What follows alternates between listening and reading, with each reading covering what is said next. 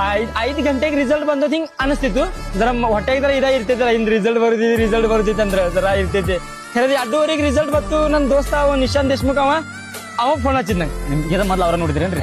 ಇದ್ರ ಮೊದ್ಲು ಅವ್ರ ನೋಡಿರು. ಅವ ಫೋನ್ ಹಚ್ಚಿದ್ ನಂಗೆ, ಭಯ ನಿಂಗ್ ರಿಸಲ್ಟ್ ಬಂದೈತಿ ಮತ್ತೆ 551 ರ್ಯಾಂಕ್ ಸಿಕ್ಕೈತಿ.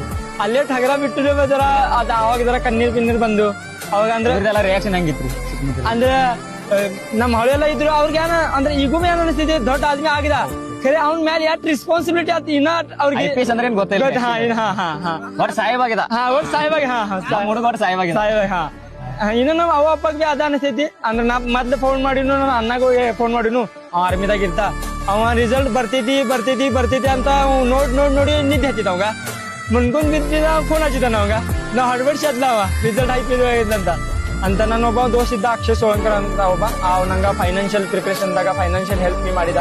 ತಿಂಗಳಿಗೆ ನಂಗ 3-4 ಸಾವಿರ ಅವ್ನ ಹೆಂಡತಿ ಬಿ ಅವ್ರ 2 ಮಂದಿ ಬಿ ಕಳಿಸ್ತಾರೆ ನಂಗೆ ರೊಕ್ಕ. ಸೊ ಅವ್ಗೂ ಬಿ ಫೋನ್ ಹಚ್ಚಿ ಕಳ್ಸಿ ಮನೆ ಕಡೆ ಪರಿಸ್ಥಿತಿ ಸ್ವಲ್ಪ ಫೈನಾನ್ಷಿಯಲ್ ವೀಕ್ ಇತ್ತಾನ. ಅವ್ರ 2 ಮಂದಿ ಹೆಲ್ಪ್ ಮಾಡ್ತಿರ ನಂಗ. ಅಣ್ಣ ಬಿ ಥೋಡೆ ರೊಕ್ಕ ಕಳಿಸ್ತಿದ್ದ, ಅವ್ರು ಬಿ ಕಳಿಸ್ತಿರು. ಸೊ ಅಂತ ಅದು ನಂಗೆ ಹೆಲ್ಪ್. ಅವಂಗೂ ಬಿ ಫೋನ್ ಹಚ್ಚಿ ಹೇಳಿನು. ಅವ ಆಫೀಸ್ದಾಗ ಜಾಬ್ನಾಗ ಇದ್ದ, ಅವ ಅಲ್ಲೇ ಕೇಕಾಗ್ ಚಾಲು ಮಾಡಿದ ಅಲ್ಲೇ ಅಂತ.